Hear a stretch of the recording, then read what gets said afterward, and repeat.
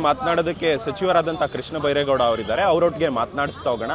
Sir, ಈಗಾಗಲೇ ನೀವು ಸಚಿವರಾದ ಮೇಲೆ ಬೆಂಗಳೂರು ಕ್ಲೀನ್ ಸಿಟಿ ಮಾಡೋದಕ್ಕೆ ಹೊರಟಿದ್ದಾರೆ ಅನ್ನೋದು ಸಾಕಷ್ಟು ಚರ್ಚೆಗಳಾಗ್ತಾ ಇದೆ. ಇದರ ನಡುವೆ ಈಗ ಬಂದ್ಬಿಟ್ಟು ಇಲ್ಲಿವರೆಗೂ ಫುಟ್ಪಾತ್ ತೆರವು ಕಾರ್ಯಾಚರಣೆ ಮಾಡ್ತಾ ಇದ್ರಿ. ಈಗ ಬಂದ್ಬಿಟ್ಟು ಹೊಸದಾಗಿ ಬಂದ್ಬಿಟ್ಟು ಅಂದರೆ ಫುಟ್ಪಾತ್ ಬಳಿ ನಿಲ್ಸಿರ್ತಾ ವಾಹನಗಳಿಗೆ ಎಲ್ಲವನ್ನು ನೋಟಿಸ್ ಅಂಟಿಸ್ತಕ್ಕಂಥ ಕೆಲಸಕ್ಕೆ ಮುಂದಾಗಿದ್ದೀರಾ. ಸರ್, ಮುಂದೆ ಇನ್ನೂ ಏನು ಪ್ಲಾನ್ಗಳಿದೆ ನಿಮ್ಮದು? ಯಾವ ರೀತಿಯಾಗಿ? ಇವು ನಿಲ್ಸಿರೋ ವಾಹನಗಳಲ್ಲ, ಇವನ್ನ ಇಲ್ಲೇ ಬಿಟ್ಬಿಟ್ಟಿದ್ದಾರೆ.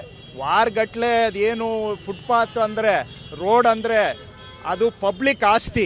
ಕೆಲವರು ಅದನ್ನು ಸ್ವಂತ ಆಸ್ತಿ ಅನ್ನೋ ಥರ ಅತಿಕ್ರಮಣ ಮಾಡ್ಕೊಂಡಿದ್ದಾರೆ. ಅದನ್ನು ನಾವು ಟಾರ್ಗೆಟ್ ಮಾಡ್ತಾ ಇದ್ದೇವೆ.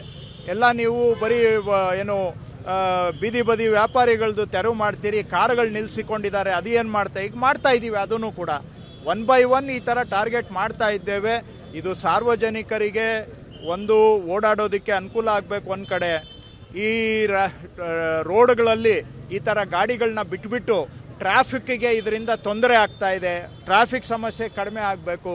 ಮತ್ತು ಈ ಥರ ಗಾಡಿಗಳನ್ನ ಎಲ್ಲಂದರೆ ಅಲ್ಲಿ ಬಿಟ್ಟು ಬೆಂಗಳೂರಿನ ಒಂದು ಸೌಂದರ್ಯವನ್ನು ಕೂಡ ಹಾಳು ಮಾಡ್ತಾ ಇದ್ದಾರೆ. ಅದಕ್ಕೂ ಕೂಡ ಕಡಿವಾಣ ಹಾಕಿ ಸುಧಾರಣೆ ಆಗಬೇಕು.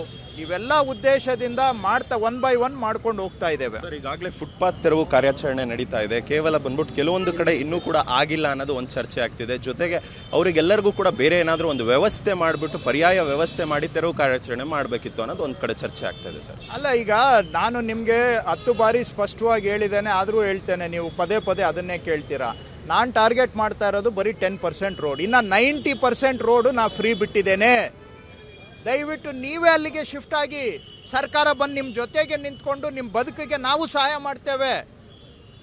ಸಾರ್ವಜನಿಕರಿಗೆ ತೊಂದರೆ ಮಾಡಿ ನೀವು ಬದುಕು ರೂಪಿಸ್ಕೊಳ್ಳೋದು ಬೇಡ. ನಿಮ್ಮ ಬದುಕು ನಡಿಬೇಕು. ಬಡವರೇ ನಮ್ಮ ಆದ್ಯತೆ. ಬೀದಿ ಬದಿ ವ್ಯಾಪಾರಿಗಳ ಕಲ್ಯಾಣದ ಬಗ್ಗೆ ಸರ್ಕಾರ 100ಕ್ಕೆ 100 ಬದ್ಧವಾಗಿದೆ.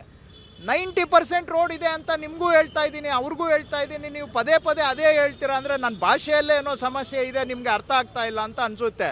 ನಾನು ಟಾರ್ಗೆಟ್ ಮಾಡಿರೋದು 10% ರೋಡ್ ಅಷ್ಟೇ. ಯಾವ ರೋಡು?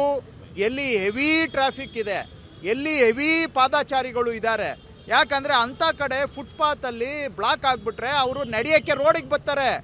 ವೆಹಿಕಲ್ ಬಂದು ಗುದ್ದುತ್ತದೆ, ಪ್ರಾಣ ಹೋಗುತ್ತೆ, ಕೈ ಕಾಲು ಮುರ್ಕೋತಾರೆ. ಅರ್ಥ ಮಾಡ್ಕೊಳ್ಳಿ. ಅವರು ನಿಮ್ಮ ಮನೆಯಲ್ಲಿ ಯಾರಿಗಾದರೂ ಈ ಥರ ರೋಡ್ ಮೇಲೆ ನಡ್ಕೊಂಡು ಹೋಗೋವಾಗ ಆಕ್ಸಿಡೆಂಟ್ ಆಗಿ ಅವ್ರಿಗೆ ಹೆಚ್ಚು ಕಮ್ಮಿ ಆದರೆ ನಿಮ್ಗೇನು ಅನಿಸುತ್ತೆ? ಯೋಚನೆ ಮಾಡಿ. ಹಾಗಾಗಿ ನಾವು ಯಾರ ಬದುಕಿಗೆ ವಿರುದ್ಧ ಇಲ್ಲ, ಬದುಕಿನ ಪರ ಇದ್ದೇವೆ. ನಾವು ಬದುಕಿನ ಪರ ಇದ್ದೇವೆ. ಆದರೆ ಬೇಕಾದಷ್ಟು ರಸ್ತೆಗಳಿದ್ದಾವೆ. ಅಲ್ಲಿಗೆ ನೀವಾಗಿ ವಾಲಂಟಿಯರ್ ಆಗಿ ಶಿಫ್ಟ್ ಮಾಡಿ ಸಹಕಾರ ಕೊಡಿ. ಸರ್ಕಾರ ಬಂದು ನಿಮ್ಮ ಜೊತೆಗೆ ನಿಂತ್ಕೊಂಡು ನಿಮ್ಮ ಸಮಸ್ಯೆಯನ್ನು ನಾವು ಪರಿಹಾರ ಮಾಡಿಕೊಡ್ತೇವೆ. ಕೊನೆಯದಾಗಿ ಸರ್, ಮೊನ್ನೆ ಅಷ್ಟೇ ಕೆಂಪೇಗೌಡ ಜಯಂತಿ ದಿನ ಒಂದಿಷ್ಟು 15 ಲಕ್ಷ ಸಸಿಗಳನ್ನು ಕೂಡ ನೆಟ್ಟಿದ್ರು ಸರ್. ಅದು ಇದಾಗಿತ್ತು ಸಚಿವರಾದಂಥ ಕೃಷ್ಣ ಬೈರೇಗೌಡ ಅವರ ಮಾತುಗಳು. ಕ್ಯಾಮರಾಮನ್ ಗಂಗಾಧರ್ ಜೊತೆ ಓಂ ವಿವೇಕ್, ಆದಿತ್ಯ ಕಾರ್ಲೇಕರ್, ಅಶ್ವವೇಕ್.